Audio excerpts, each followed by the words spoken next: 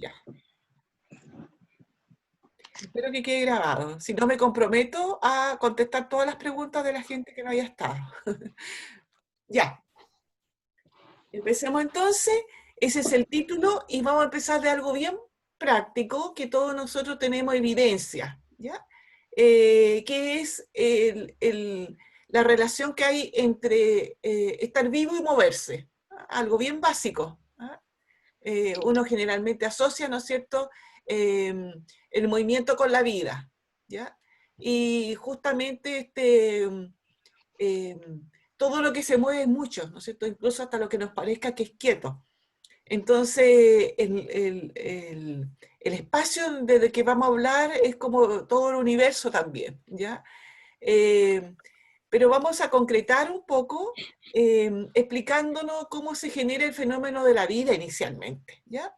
Desde el punto de vista bien del conocimiento vulgar. ¿Ah? Yo no voy a hablar de una clase de astrofísica, por ejemplo, aunque me gustaría mucho saber de ello, eh, para poder tener toda la completud del entendimiento, voy a, voy a centrarme en lo que habitualmente todos sabemos porque hemos visto en documentales, en videos, ¿no es cierto? Y hemos escuchado a otras personas también que son conocedoras del tema.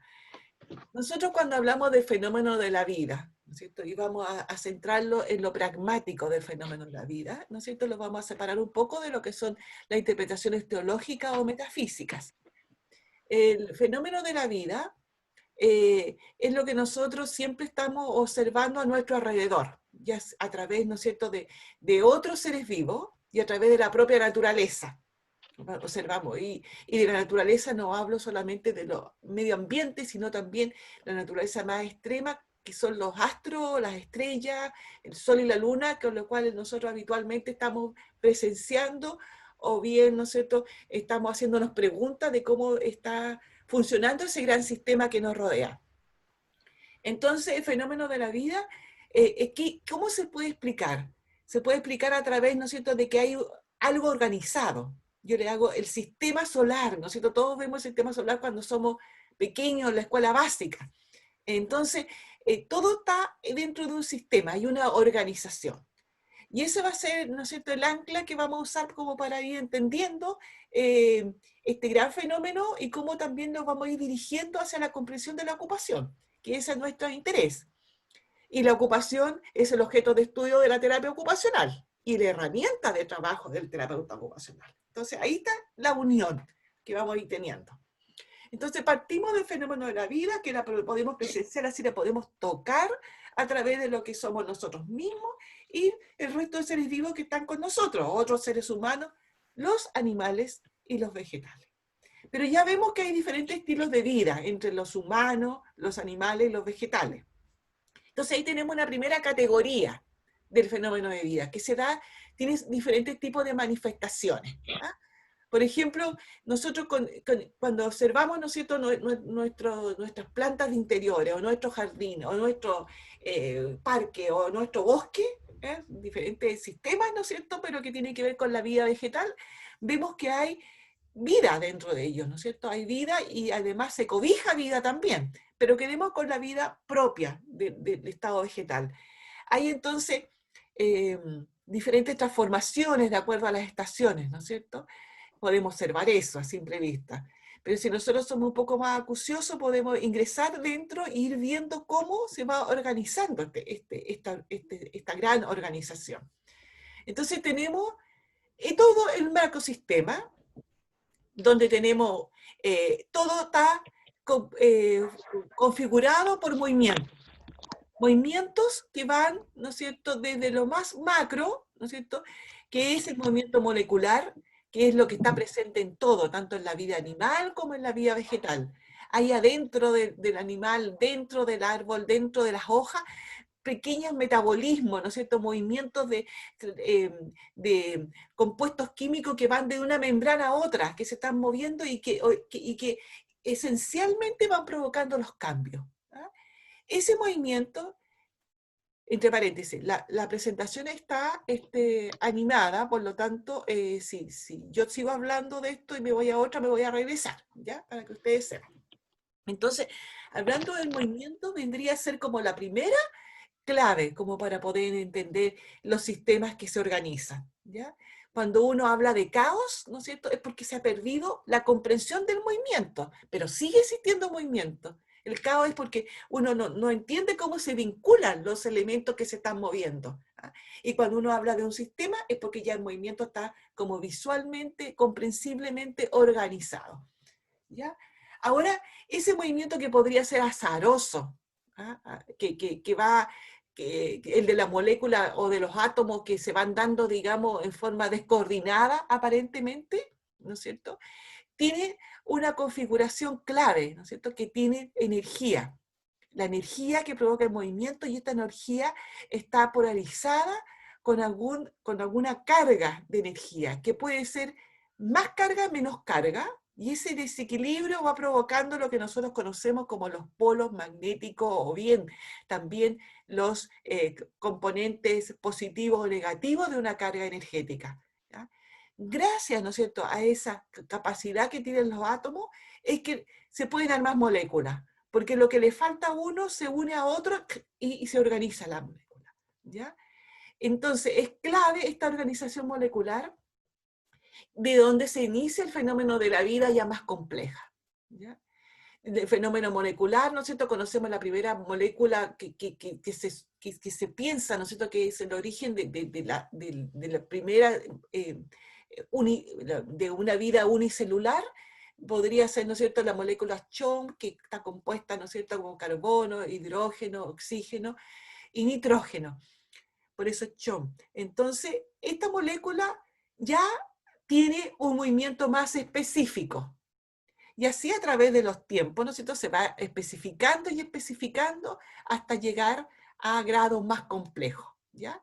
Y así tenemos cómo se transforma la molécula en organismo, después unicelular, después pluricelular, y así vamos complejizando lo que son la escala zoológica de animales, ¿no es cierto?, hasta llegar, ¿no es cierto?, a esta complejidad que aparentemente es derivada ¿no es cierto?, de algún simio específico, ¿no es cierto?, del cual derivamos los seres humanos, según tenemos teorías.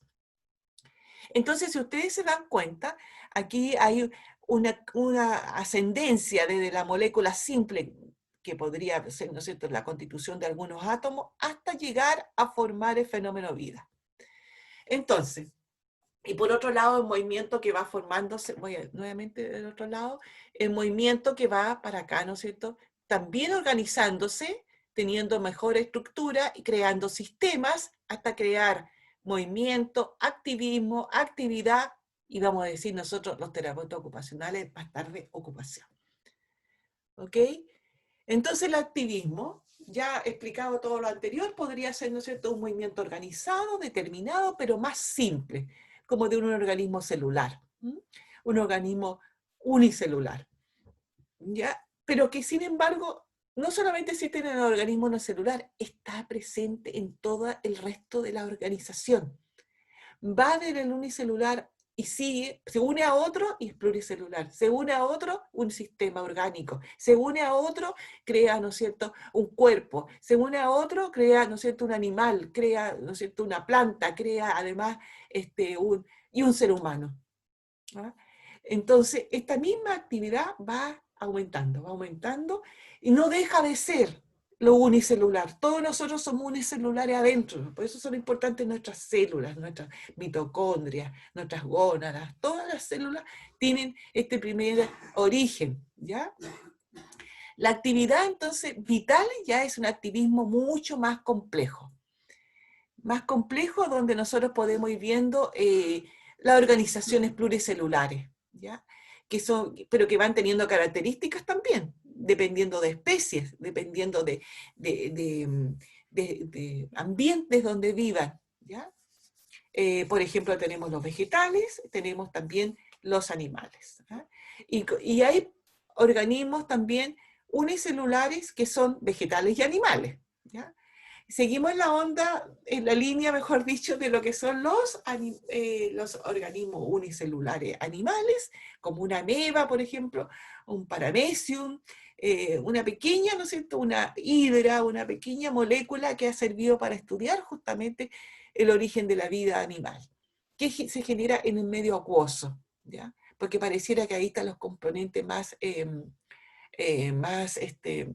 necesarios para proteger el sistema de la vida. Y de allí, ¿no es cierto?, va evolucionando a través de millones de años y va saliendo del agua y se va transformando, ¿no es cierto?, en un ser vivo más complejo. Volvemos entonces, tanto todos los seres vivos tienen actividad, ¿no es cierto?, que cómo va el movimiento. Estábamos hablando de lo que era la constitución material de la vida. Ahora vámonos por el otro lado, con el lado del movimiento. Tenemos nosotros aquí una breve comparación para explicarle que realmente se complementan las acciones, ¿ya?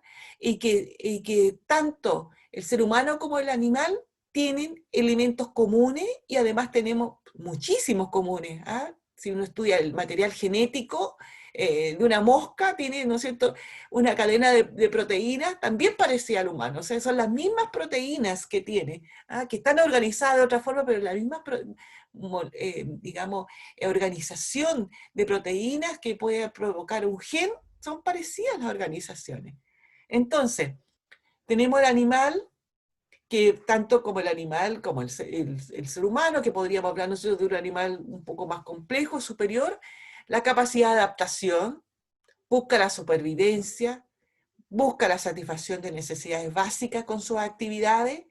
En esta columna están las actividades que desarrollan los animales, aquí lo que desarrollan los seres humanos, y nosotros podemos ir comparando que no son muy diferentes, lo único que cambia es la estructura organizativa, ¿ya? Los fines, ¿ya? Entonces, si el animal protege de una forma impulsiva lo que es su vida, entonces, y conserva así un esposo biológico para poder protegerse de los elementos nocivos, y además también algunos animales buscan cooperativismo entre los grupos, ¿no es cierto?, para protegerse. ¿eh? Son elementos esenciales con los cuales se inicia también la organización más humana, la organización social humana. Y lo otro que tenemos también es que los animales nosotros podemos observarlos eh, cuando nosotros nos dedicamos a ver el estilo de vida de un animal con el cual convivamos, me refiero a las mascotas, por ejemplo, o los que vemos en nuestro jardín. Hay también en alguno de ellos alguna experiencia de aprendizaje, ¿no es cierto? Esa costumbre, tienen algunos hábitos, se estrenan a veces, ¿no es cierto? Se aprenden cosas, el ser humano le puede enseñar a desarrollar cosas. El humano, por ejemplo, ya tiene también esto mismo, pero en una forma más compleja. O sea, el ser humano, dado, ¿no es cierto?, que tiene otra cantidad de elementos que ha ido evolucionando, complejiza estas mismas actividades. Y tenemos nosotros, por un lado, ¿no es cierto?, que si hay hábitos, ¿ah? Pero los hábitos se transforman en costumbres. Ojo, ¿cuál es la diferencia? Nosotros, la costumbre pasa a ser grupal, ¿ya? Y se mantiene culturalmente. Desaparece el ser humano biológico y queda, ¿no es cierto?, es la cultura, un aprendizaje que entregó, ¿ah? Queda, ¿no es cierto?, la enseñanza a su progéneres, a su contexto, a su ambiente, a los otros que los siguen, a otros que los conocieron, ¿ya? Ahí hay una diferencia. Además, el ser humano también tiene otros elementos que son más subjetivos, ¿ah? Como por ejemplo, pensar, ¿no es cierto?, que las cosas que le salen mejor le provocan más éxito y reconocimiento con los demás. ¿Ah? Hay vivencias que van estructurando una forma de vida, por ejemplo, creencias de que si se es más inteligente se va a tener más éxito, o bien que las personas que tienen habilidades deportivas, son personas, ¿no es cierto?, que son más sanas, no sé, hay un montón de creencias que nos rodean dentro de nuestras costumbres, ¿ya? Y pasando por esa misma línea, aparece otro fenómeno, la valoración. Fíjense ustedes que aquí yo tengo 3 elementos que lisa y llanamente son propios del humano. Podríamos decir que a lo mejor los animales también tienen vivencia, podríamos decir que también tienen costumbre, ¿ah?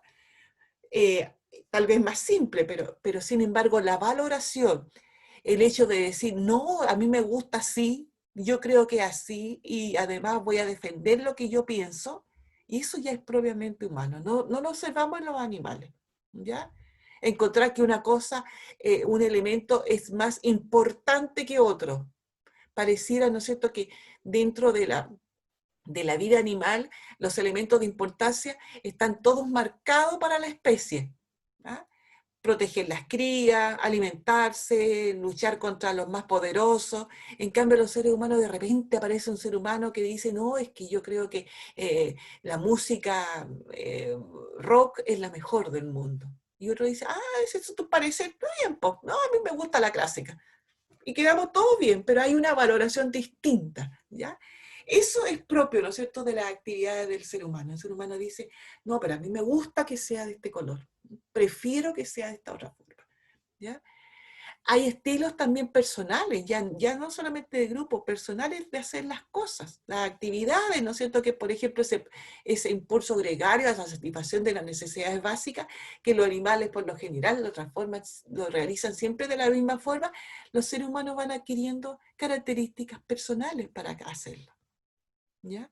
Hay también una apropiación estética, o sea, o artística. Nosotros buscamos la belleza en lo que hacemos. ¿Ah? Nos gusta que sea lindo, que sea bonito, que sea apreciado, que se destaque lo que estamos haciendo. ¿Ya? Eso también no lo sabemos a ciencia cierta si existen los animales. Y hay biografía, o sea, a través de las acciones se van generando historias de vida, ¿ya? Y hay historias que son compartidas, y hay historias que son de grupo, hay historias que son de civilizaciones. Entonces hay historicidad. Entonces tenemos tres elementos: la valoración, la apropiación artística o estética y la historicidad, que son propias ya de la actividad humana. ¿Ya? Entonces ahí nosotros podríamos hacer, digamos, una pequeña diferencia para ir, somos animales, por supuesto, tenemos todos los componentes que tienen los mismos otros seres vivos que poblan el planeta, pero sin embargo tenemos algunas connotaciones que no las vemos en los otros seres vivos. Y ahora sí voy a pasar a esto, que son como para comentarle. Yo decía esto que los animales, los seres humanos son los únicos que tienen apropiaciones artísticas o estéticas. Y aquí me surge la duda, porque mirando estas imágenes, yo digo, cuando se construyen los nidos, los pájaros, ¿de qué manera ellos van también elaborando su nido? ¿De qué manera hacen su casa? Fíjense ustedes cómo hay diferencia de las especies.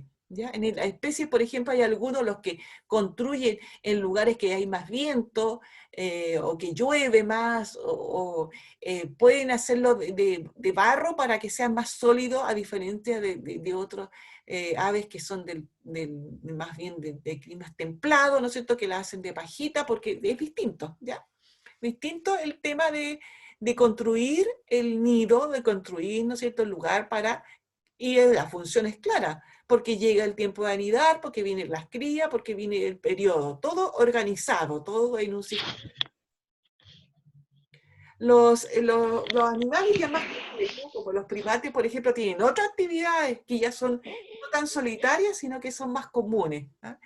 Otras actividades como el autocuidado, por ejemplo. Aquí nosotros hemos visto muchas veces las visitas a los lugares donde tienen estos animales para que nos observemos, como son los zoológicos, los jardines, que se despiojan entre ellos, que se cuidan, también pelean, ¿no es cierto?, se gritan, cuidan las crías de uno y de otro, como que se comparten los cuidados.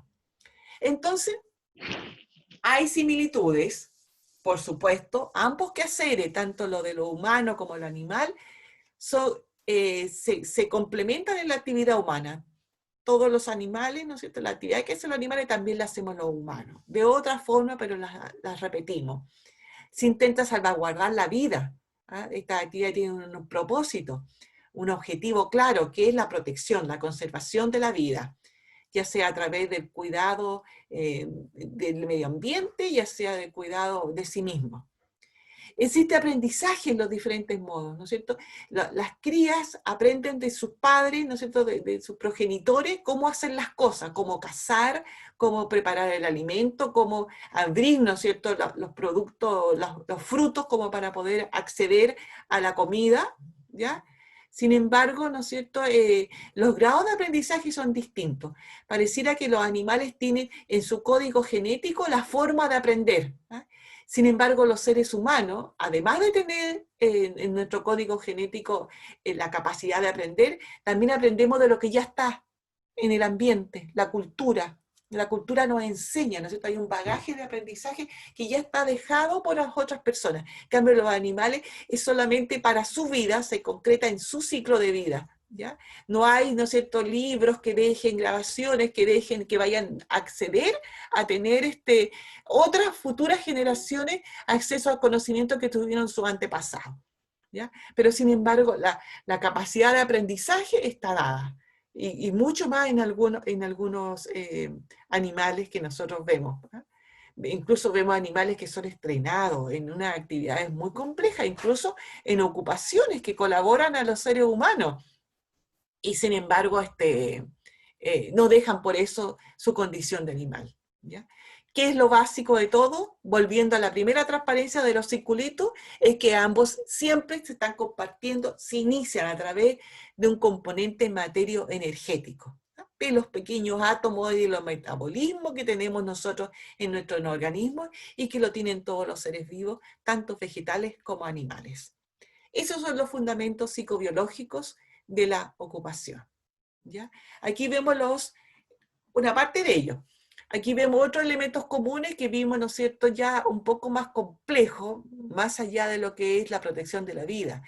Por ejemplo, vemos que todas las especies, especialmente animal, siempre tienen actividades de exploración del ambiente. ¿Ah?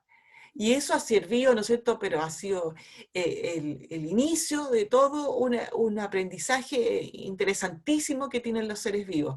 Cómo, y de las posibilidades que tiene si en el ambiente, si tienen las condiciones para explorar o no, si se le ofrecen, ¿no es cierto?, las condiciones para explorar o no. Entonces, vamos entrando de lo biológico que estábamos viendo recién hacia lo social, hacia lo que es el ambiente que contiene a los seres vivos. Entonces, en el ambiente social deben existir condiciones para que los seres vivos exploren, para que puedan jugar, ¿no es cierto?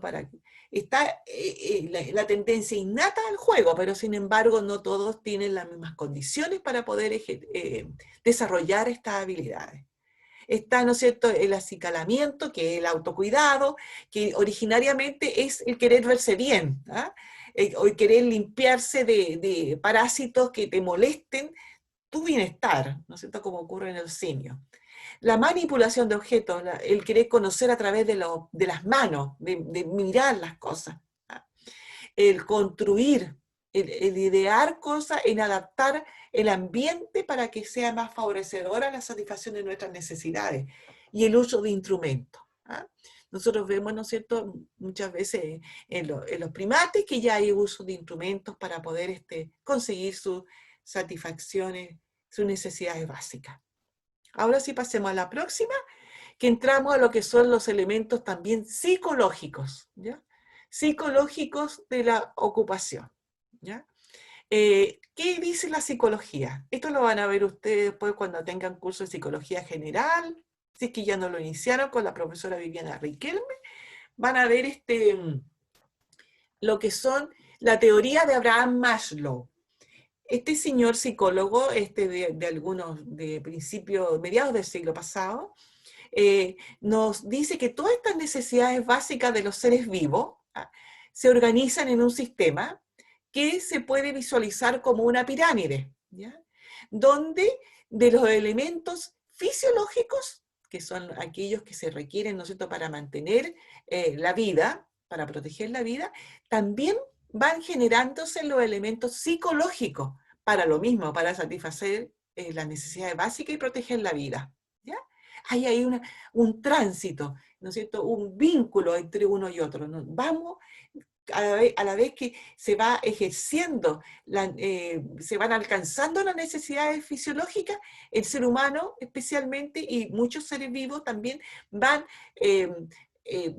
explorando hacia la satisfacción de otras necesidades. Entonces, si bien las necesidades fisiológicas que son aquí, que están en la base de la pirámide, que son la alimentación, el lugar donde el lugar donde se viva pueda proveer de los alimentos, el agua, el aire, es propia de cualquier materia viva, cualquier ser vivo, se pasa después más tarde, ¿no es cierto?, a otra necesidad que aparece en algunos seres vivos. No en todos, por ejemplo, pero en la mayoría de ellos, porque es la segunda fase de esta pirámide, o sea, es bastante general también. Y son las necesidades de sentirse seguro, de poder mantenerse vivo, de poder estar en un contexto donde nosotros tengamos la seguridad de que vamos a poder mantenernos vivos, ¿ya? Entonces ahí viene el buscar una cueva donde vivir, el construir un nido, ¿no es cierto? Poner un lugar donde no hayan depredadores, por ejemplo, buscar un lugar más apacible donde dormir para poder bajar la guardia y estar igualmente protegido. Pero después aparece otra necesidad entre los seres vivos, que es la necesidad de aceptación social. Y aquí nos vamos ya acercando más bien a los primates, ¿no es cierto? El hecho de vivir aclanados, de estar, ¿no es cierto? Nosotros conocemos muchos mamíferos, ¿no es cierto? Que se requiere vivir en comunidad para poder sentirse protegido, para que pueda colaborarse en la protección de la necesidad, del logro de las necesidades básicas. Entonces, aparecen necesidades de pertenencia, de pertenecer a un grupo, de pertenecer a un clan, ¿ya? Pero también se va complejizando en algunos seres vivos, como somos los humanos, en necesidad de sentir afecto, de que somos comprendidos, de que somos aceptados por otros. Entonces aquí ya se va, digamos, estrechando un poco el grupo de seres vivos que requieren esta necesidad. Y así vamos llegando, ¿no es cierto?, a otra necesidad ya del ser humano, que es un poco más, que está en la escala evolutiva, psicológica, de la adolescencia, de la adultez joven, o sea, buscar prestigio, éxito, autovalía, o sea, valerse por sí mismo. Y esto va entrando a un hecho, ¿no es cierto?, que va diferenciando las escalas y las necesidades que están teniendo diferentes grupos humanos. Y llegamos a la necesidad de autorrealización que ya se observa especialmente en el ser humano, ¿ya?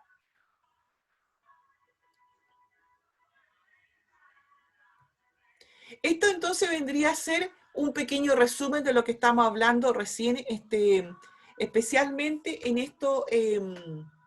esta presentación de todo lo que he hablado. No sé si hay una pregunta hasta acá, chiquillo.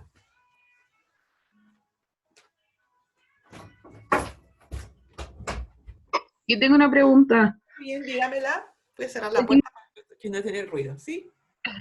A los últimos niveles de la pirámide de autoestima y autorrealización, ¿estas características están determinadas socialmente o culturalmente, algo así? Claro, por supuesto, ya están determinadas, o sea, y también están determinadas, por ejemplo, temas muy importantes y que abren la conversación para muchas cosas, que algunas sociedades son más cooperativistas y otras son más individualistas, ¿ya? Entonces algunos dicen, sí, tú tienes que tener prestigio, pero arréglatela solo. En otro dice, no, que depende de la familia, nosotros vamos a ayudarnos todos los miembros de la familia o los miembros de mi clase, nosotros son los que deben alcanzar estos logros. ¿De acuerdo? Entonces están determinados culturalmente y socialmente y económicamente también, chiquillos. Gracias. Muy bien. Ya, voy a volver a la anterior. Entonces, ¿qué podríamos nosotros decir dentro de lo que hemos hablado tanto? Elementos biológicos, ¿no es cierto? Hemos hablado de elementos eh, biológicos, sociales y psicológicos que están componiendo este movimiento ya que vamos distinguiendo entre el animal y el humano. ¿Ah?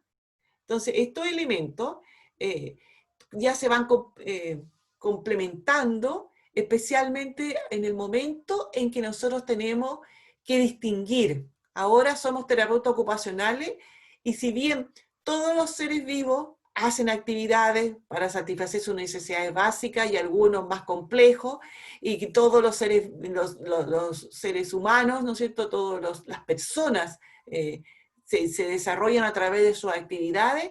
Ya, eso podría ser tema, ¿no es cierto?, de cualquier disciplina.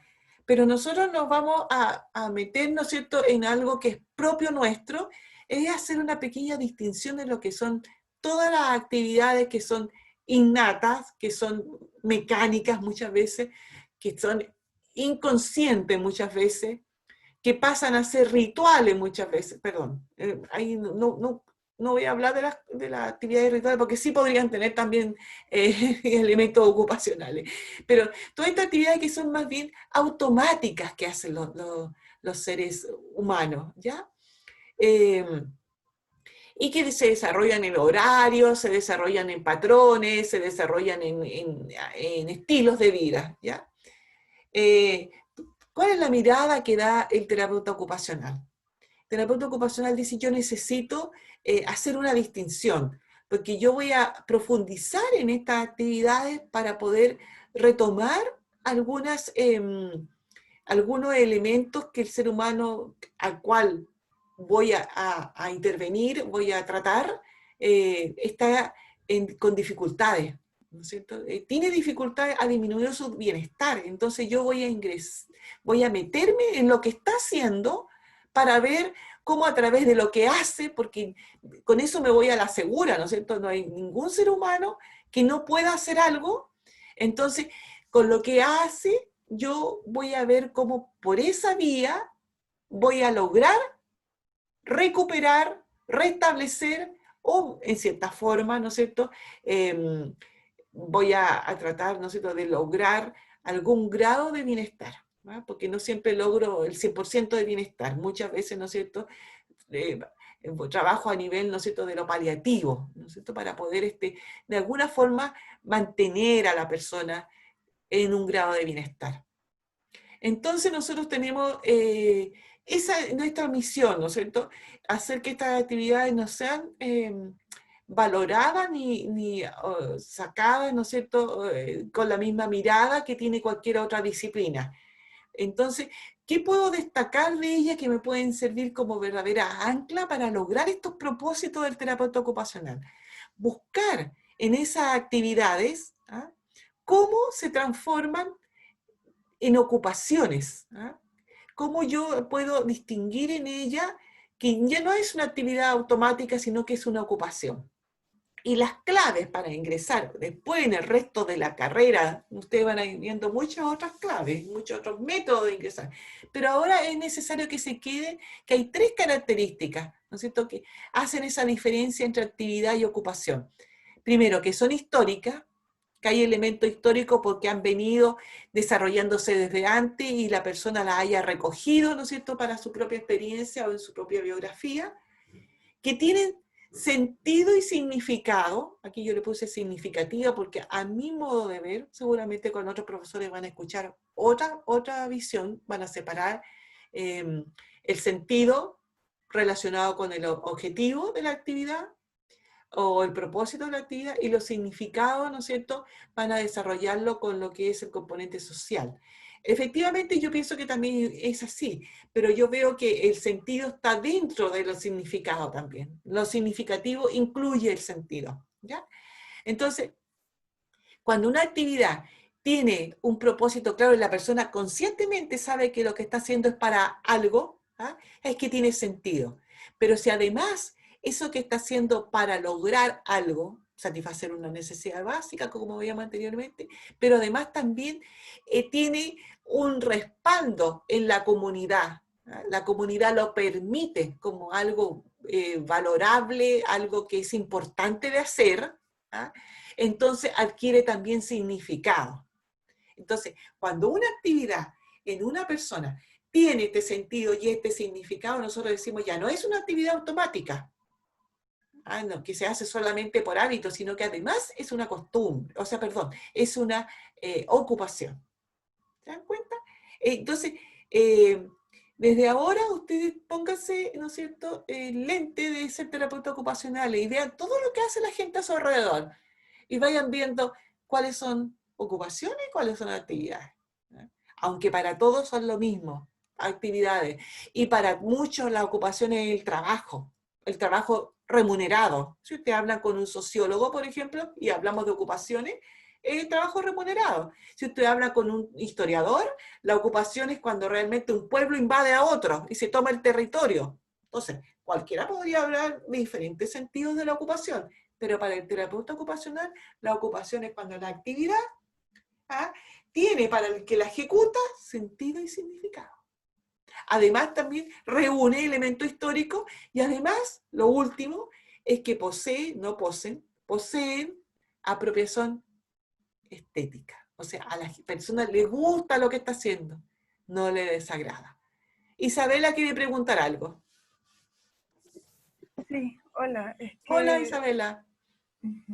tenía pregunta como de las actividades que usted dice que son como automáticas. ¿Eso no estarían en la caracterización de ocupación? Claro, claro, para nosotros los terapeutas ocupacionales, Ya. claro. No sería, si son automáticas, no tendría sentido de ocupación. Pero ojo con eso, que nosotros podemos rescatar, entrevistar a la persona y retomar nuevamente su actividad automática.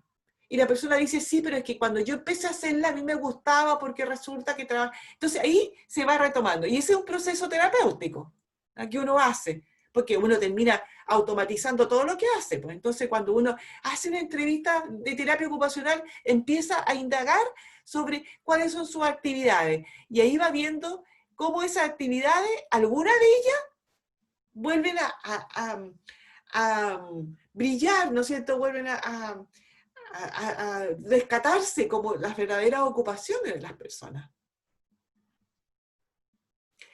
¿Alguna otra pregunta? Hola, yo tengo una pregunta. Buenos días. Buenos Lo que pasa es días. que yo pienso en el caso de una persona que perdió su capacidad cotidiana y la recupera y esto le genera un bienestar, ¿eso no sería también como una ocupación, por más cotidiana que sea la actividad? Por supuesto. Si la persona la hace consciente y la empieza a valorar, por supuesto que es la ocupación. Exacto. Porque Ya. tiene que haber esa valoración, esa apropiación estética. A mí me está gustando lo que estoy haciendo. ¿Cuántas veces hemos dicho eso? Mira, que lata estas cosas y de repente me empezó a gustar. ¿Ah? Lo encontré entretenido, ¿no es cierto? Pasa en la vida. Ya, gracias. ¿Ya? ¿Alguna otra pregunta o comentario? Aprovechemos el Hola, tiempo. profe. ¿Ya? ¿Sí? Buenos días. Quería hacerle una consulta. Es que para que esta actividad como tome sentido y se vuelva una ocupación, necesariamente tiene que tener estas como tres principales características que son la historicidad, que sea significativa y que tenga una apropiación estética, o solo es como necesario, por así decirlo, que cumpla con una de estas características. Claro, es que todo es dinámico en la vida. Ah, yo no voy a buscar, no voy a encontrar las tres inmediatamente, ¿ya?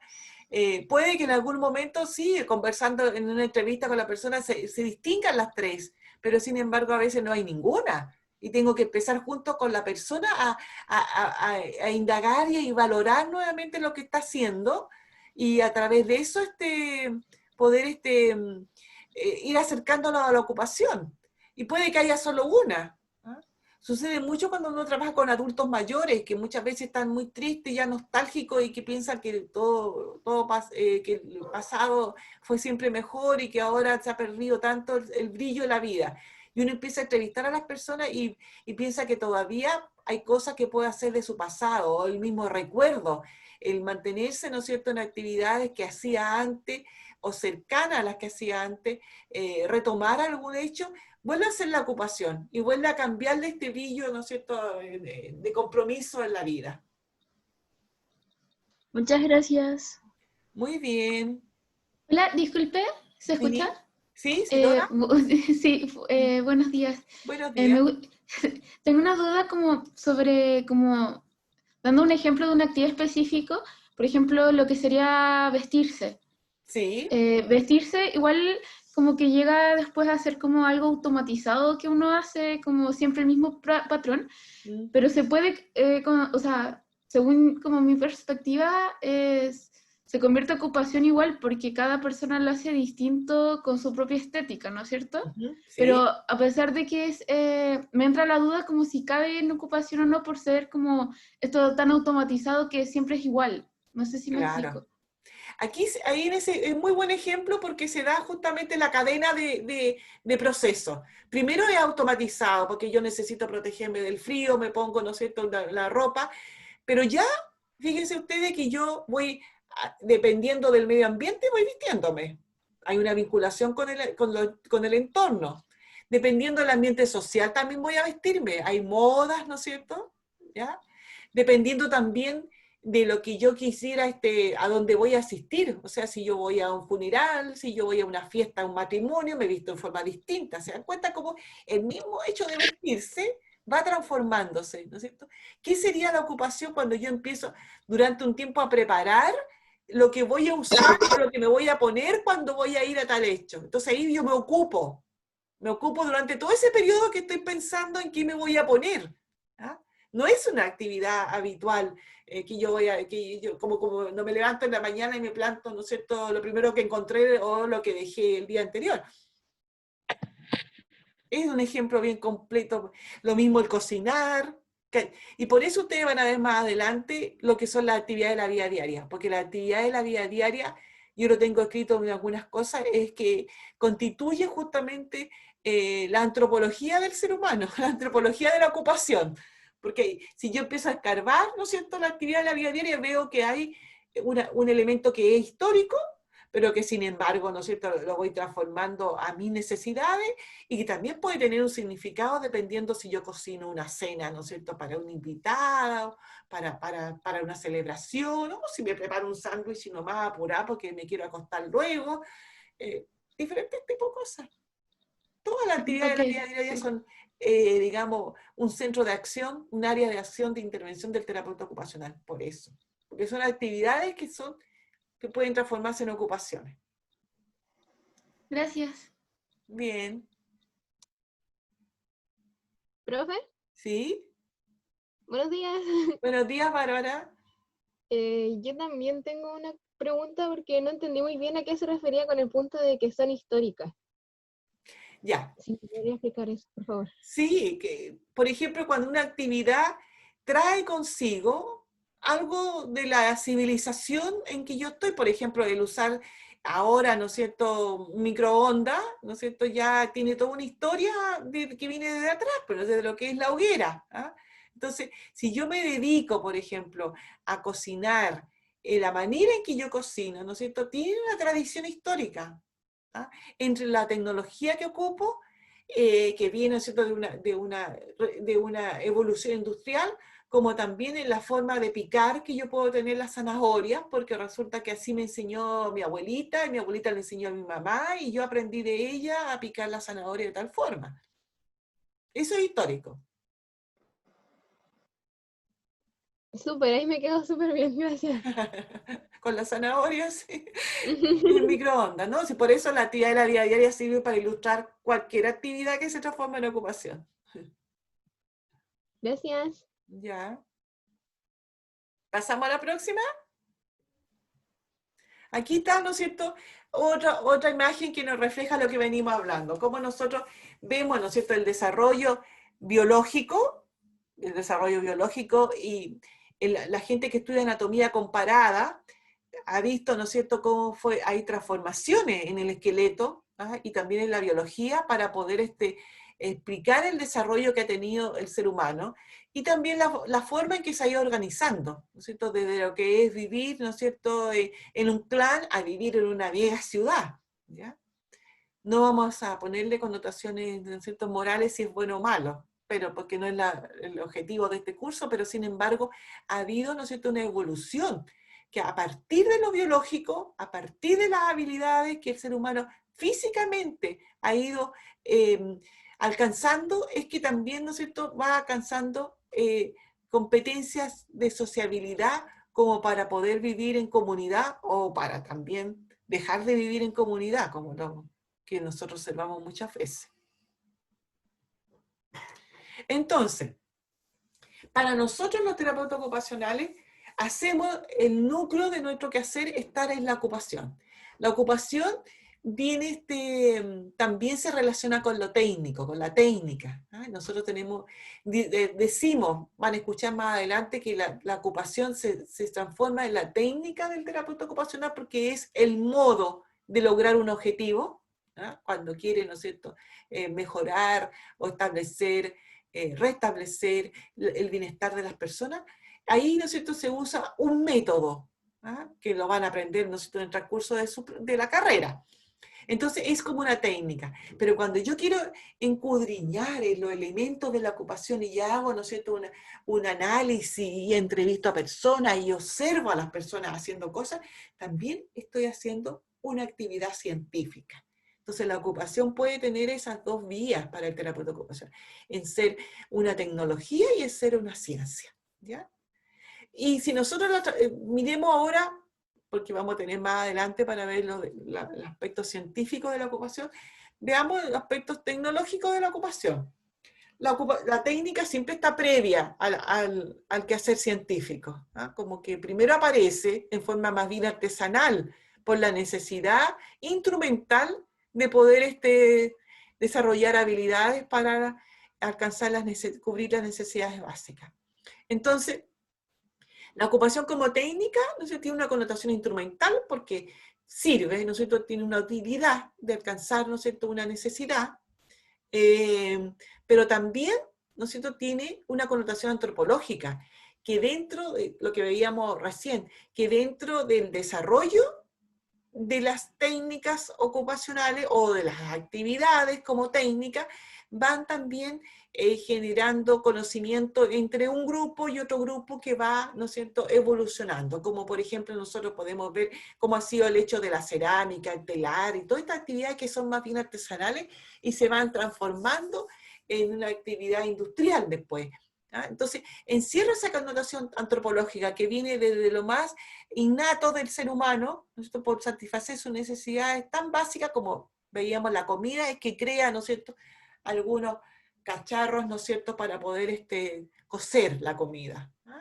Entonces, pero después eso se transforma, ¿no es cierto?, en una olla mármica, o sea, a través, ¿no es cierto?, de la técnica justamente. Lo mismo es vestirse de una manera, ¿no es cierto?, con unas telas o más primitivamente con pieles de animales, hasta llegar, ¿no es cierto?, a los abrigos que nosotros podemos usar, nuestras parcas y todo, que son muy industrializadas. Entonces hay un desarrollo antropológico de la especie humana, graficado en lo que es esta tecnología.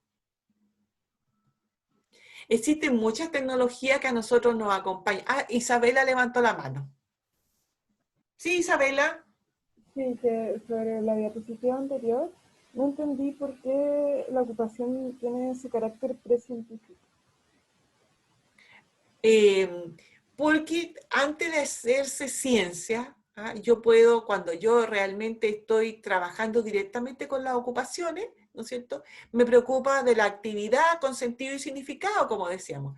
Pero cuando yo voy más allá y quiero decir cómo se generó este sentido, por qué se alcanza ese significado, entonces voy a estar estudiando la ocupación, entonces ahí ya tiene un carácter científico. Entonces, cuando lo veo solamente desde el punto de vista tecnológico, es precientífico, porque estoy viéndolo solamente en la práctica. ¿Te queda claro? Porque... Sí, gracias. ¿sí? Ya. Existen muchas, ya voy terminando, existen muchas tecnologías que nos rodean, y muchas veces la ciencia después vuelve a ser tecnología. ¿Ok? Resulta que después de que el científico o la científica indagó, buscó todo y encontró un conocimiento nuevo, lo agarra nuevamente la tecnología y los medios de producción y lo vuelven a llevar. Es lo que pasa rápidamente con la tecnología nuestra de lo que es los celulares, los computadores. Se encuentra un elemento que sirve, ¿no es cierto?, que agiliza las cosas y la fábrica lo toma y lo vuelve un nuevo modelo. Entonces, generalmente uno lo puede observar fácilmente en la informática, pero la ingeniería también es así. la ingeniería industrial especialmente, y en salud, ¿no es cierto?, son los fármacos, ¿no es cierto? Los fármacos son tecnología, ¿no es cierto? Que parte, la fabricación farmacológica es una tecnología, ¿no? Que uno lo ve, ¿no es cierto?, en las diferentes áreas de la medicina, por ejemplo, en reumatología, en psiquiatría, ¿no es cierto?, van creándose un elemento nuevo, los bioquímicos, que son los científicos, van a indagar, ¿no es cierto?, cómo funciona a nivel cortical una célula un metabolito, un componente, ¿no es cierto?, químico a nivel cerebral, y dice, oye, qué interesante, esto provoca, ¿no es cierto?, que se disminuya la ansiedad. Ah, dicen los farmacéuticos, ya, pues aquí hay un nuevo conocimiento del equipo bioquímico que está trabajando, a ver, sirvió, se probó, ¿no es cierto?, no hay efectos secundarios, vamos fabricándolo, vamos fabricando. Entonces, se dan cuenta, la ciencia y la tecnología van unidas hoy en día, en nuestra realidad, lo que nosotros estamos viviendo. Es lo que nosotros tenemos que hacer también con la ocupación. Las actividades son todas automatizadas, son todos hábitos, rutinas que tienen los seres humanos, pero el terapeuta no se va a quedar en eso, va a decir, bueno, ¿esta rutina es sana o no es sana? ¿Esta rutina le sirve para el bienestar o no a las personas? Entonces, si no lo es, voy a modificarla, voy a ver un ajuste, voy a ver un rediseño de la actividad. Ya empiezo a hacer ciencia de la ocupación, ¿ya? Y cuando yo logro hacer un rediseño, un nuevo modelo de la actividad, se lo entrego a los terapeutas ocupacionales que son más tecnológicos, le digo, mire, descubrí esto, ah, qué interesante, dicen, apliquémoslo. ¿Ah? Entonces lo mismo que hace el bioquímico con el fármaco, hacemos los terapeutas, los que se dedican a estudiar la ocupación y los que se dedican a la terapia ocupacional. Es por eso, estimados y estimadas estudiantes, que ustedes van a ser licenciados en ocupación para que puedan estudiar si es que les gusta y les interesa la ocupación, y si no, van a ser también terapeuta ocupacional y van a poder, ¿no es cierto?, entregar directamente a las personas medios para poder recuperar, restablecer o educar el bienestar. Entonces, ustedes tienen las dos vías por haber llegado, ¿no es cierto?, a estudiar a esta gran casa de estudio y, ¿no es cierto?, estar en esta escuela, ¿no? A tener esos dos. Fíjense ustedes que otra escuela, la licenciatura dice licenciado en terapia ocupacional. Eso no es congruente desde el punto de vista académico, ¿ah? Uno es licenciado con un título profesional, o sea, tiene un título profesional y por otro lado tiene un grado académico que es de conocimiento puro. Entonces debería ser, ¿no es cierto?, licenciados en ocupación. A lo mejor no tanto en ciencia de la ocupación, a lo mejor es demasiado ostentoso en nuestra casa de estudio, pero por lo menos tenemos que ser licenciados en ocupación. Y como grado académico. Y como título tenemos que ser terapeuta ocupacional. Lo que le he dicho está más o menos graficado en esa revista, ¿no es cierto?, que fue publicada en España. Y le entregué el documento para que ustedes, los interesados, quieran leerlo. ¿Dejo espacio para alguna pregunta?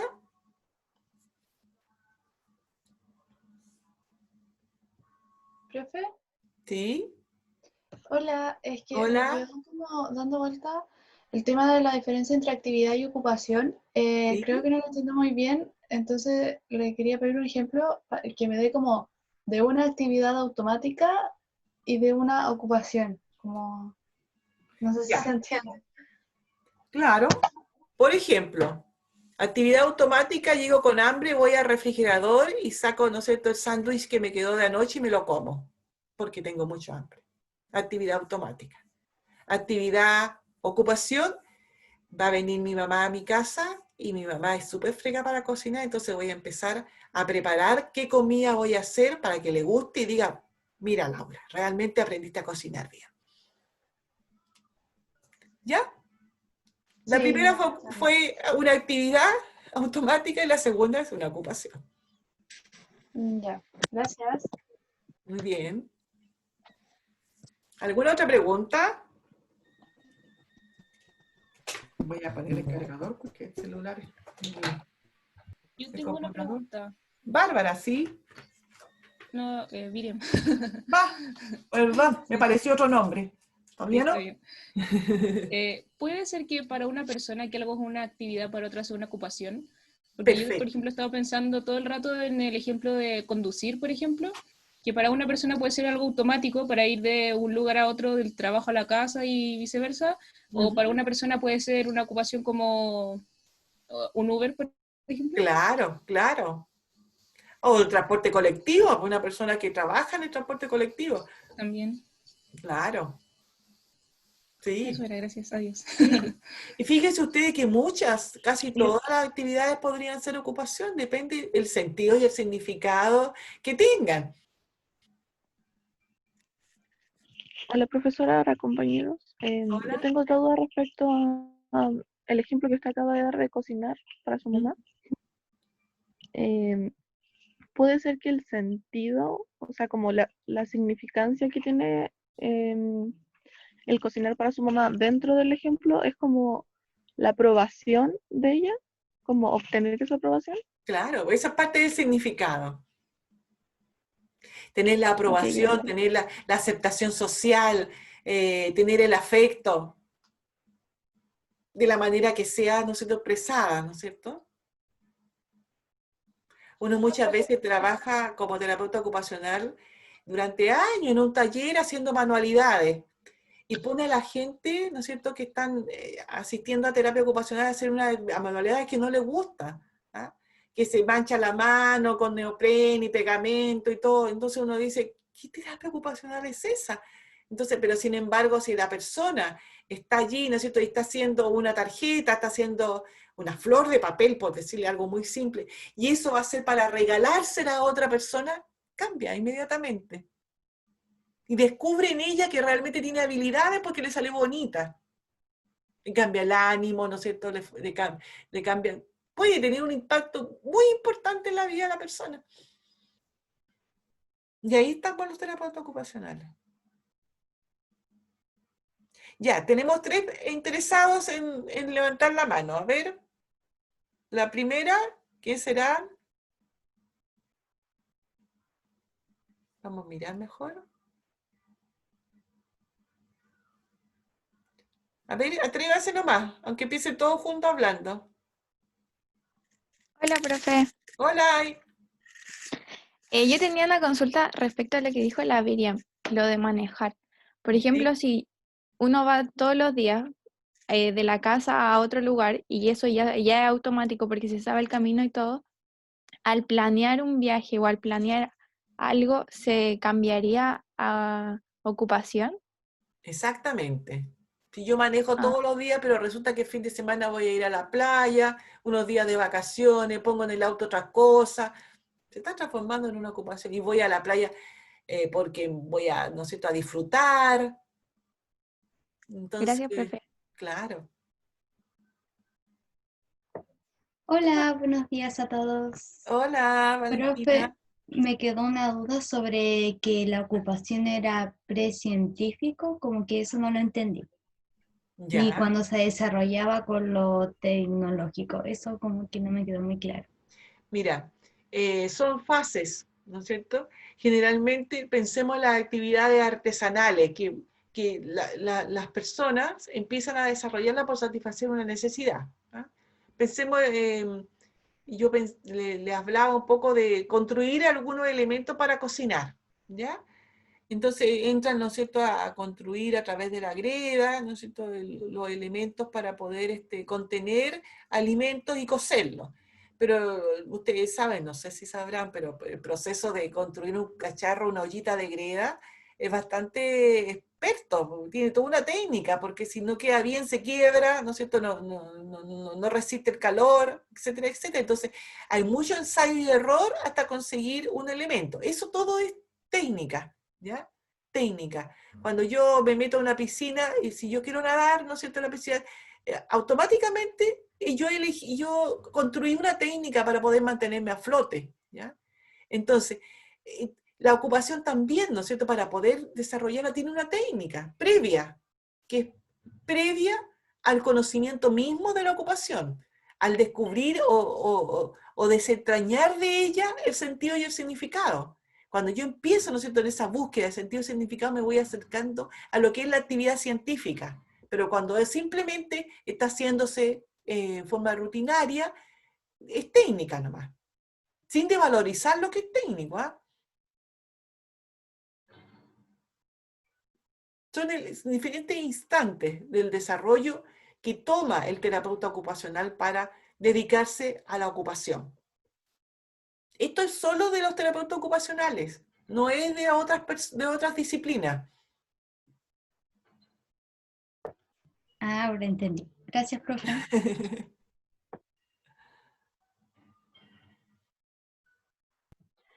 Hola, Hola. tengo una pregunta respecto a la pirámide de las necesidades básicas, ¿Sí? que si van solo para el ser humano o también para los animales, solo que a diferencia de como los seres humanos podemos llegar a las 5 necesidades, pero los animales... Se van quedando Entonces- los animales de los diferentes grados de la pirámide.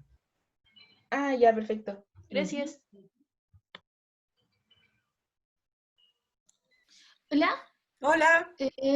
Tengo una consulta sobre, por ejemplo, lo que hablamos de manejar. Por ejemplo, si yo empiezo a manejar y lo convierto en una ocupación, al hacerle una como rutina de siempre automatizada, ¿deja de ser ocupación? Como que eso Claro. me quedó en duda. Sí, pues, deja de ser ocupación, es de mecánica, claro. Es un hábito. Ah. Claro. Y por ejemplo, ¿lavarse los dientes lo sería?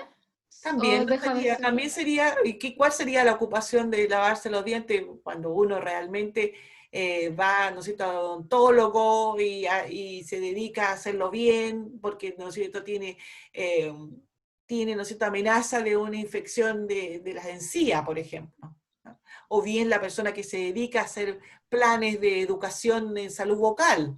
Entonces ya esa es la ocupación, pero para mí es solamente una técnica, ¿no?, para hacerlo bien. No es ocupación para mí lavarme los dientes. Ya, ok. Profe, ¿Sí? pero por ejemplo, para mí lavarme los dientes es como un tiempo que yo me tomo como muy personal porque pongo música. Entonces, mientras me lavo los dientes, estoy bailando y lo disfruto. ¿Sería para mí una ocupación? Tal vez, ¿no es cierto? Pero realmente la ocupación es cuando permanentemente todos los días para ti es así. Sí. Entonces sí, pues. Esa es la particularidad de los seres humanos. Ah, ya. Sí, Gracias. claro. Hola, profe. Hola. Profe, yo tengo una pregunta. ¿Se puede llamar ocupación a algo que no es en beneficio de ti mismo? Por ejemplo, el consumo de droga, que tiene historicidad, porque al final es algo que igual uno puede aprender de sus padres. Tiene un sentido y significado porque muchas veces lo hacen con un sentido de estar mejor en el ámbito tal vez psicológico sin saber que no lo hace bien. Y tiene como una aceptación quizá en su sociedad, en su familia. Sí. Y poseen la apropiación estética así como que le gusta, pues lo disfruta. Ya, sí, podría ser, pero sin embargo, nosotros aquí vamos a entrar, ¿no es cierto?, a lo que son ya los modelos de intervención de terapia ocupacional.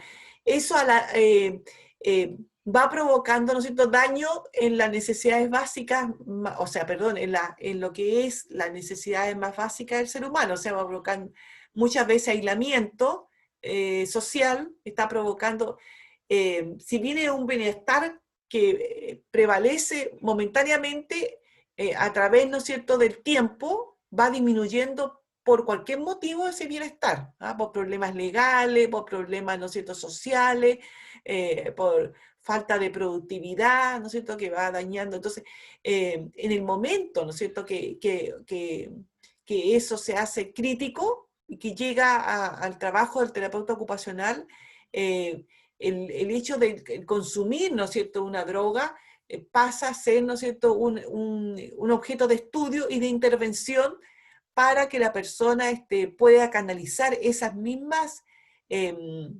cumplimientos ocupacionales, como por ejemplo lo que dicen de la perfección estética, el sentido del significado, todo, pero hacia otra actividad que le provoque menos daño. ¿Ah?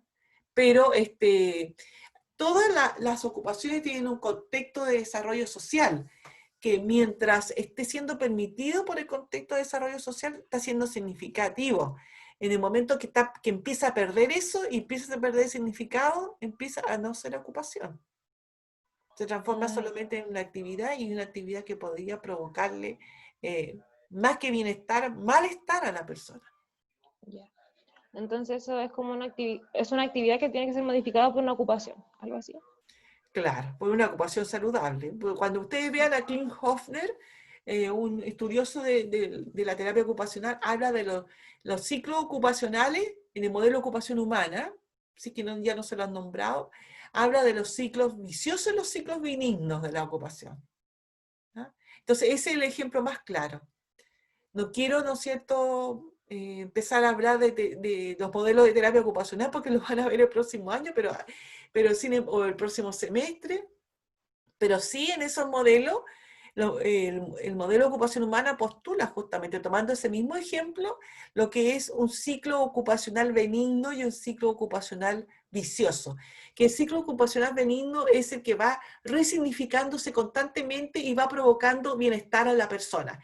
Y el ciclo maligno, digamos vicioso, es el ciclo que provoca el bienestar, la resignificación, pero la resignificación social va disminuyendo y también va disminuyendo el bienestar, además se transforma en malestar después.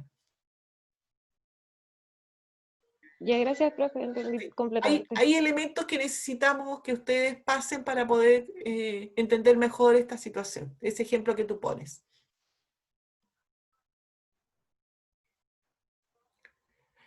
¿Tenemos, ¿no es cierto?, otros participantes que levantan la mano?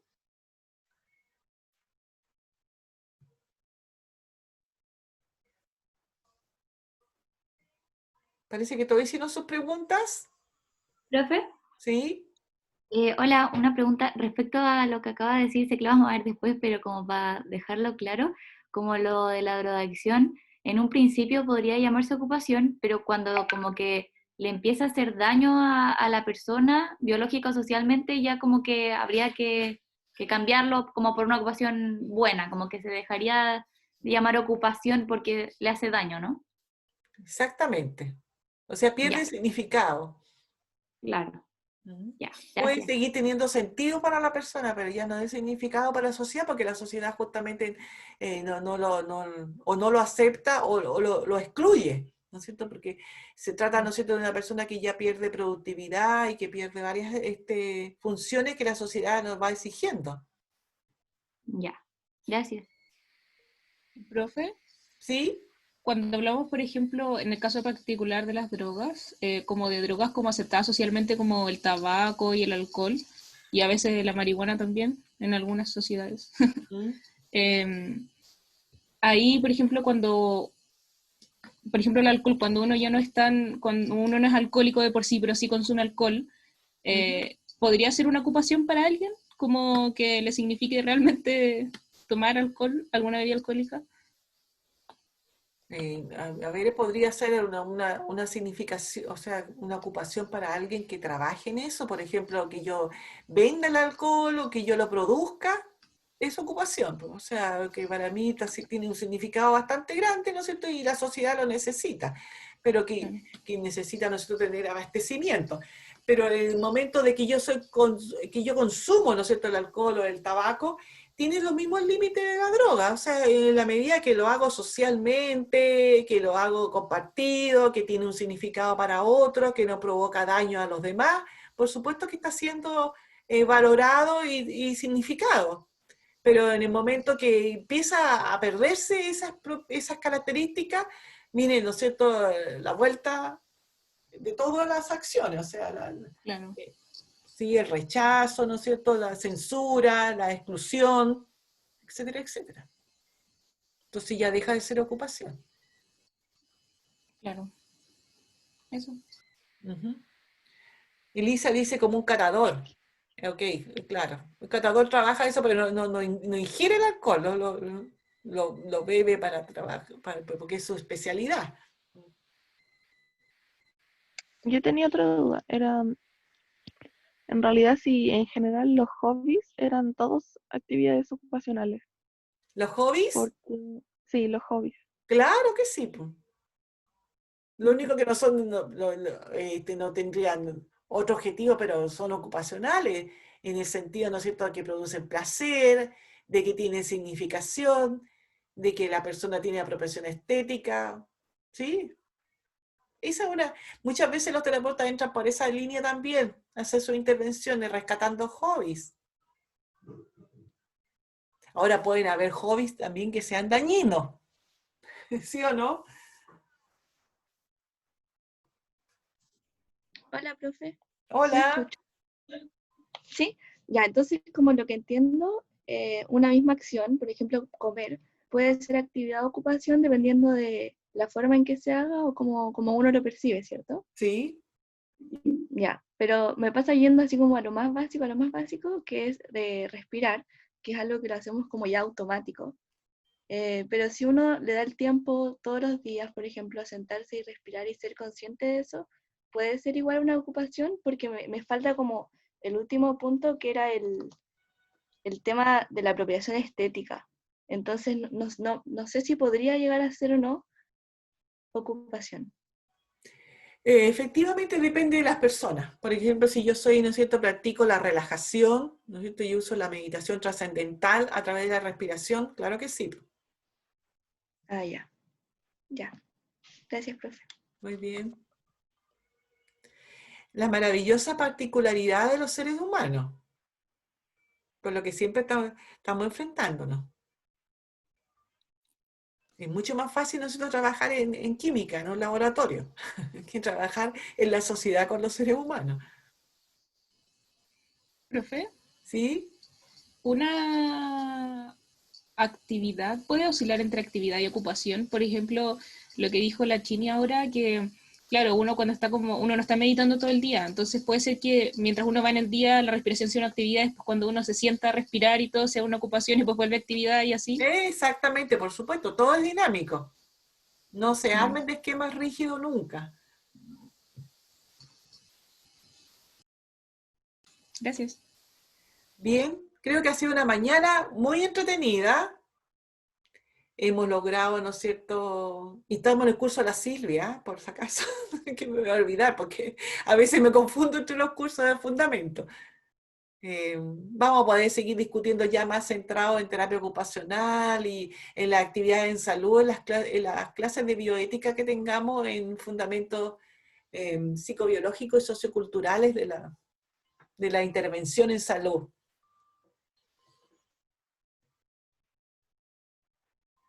Bien. Entonces estaríamos terminando, chicos y chicas, para que puedan revisar su apunte.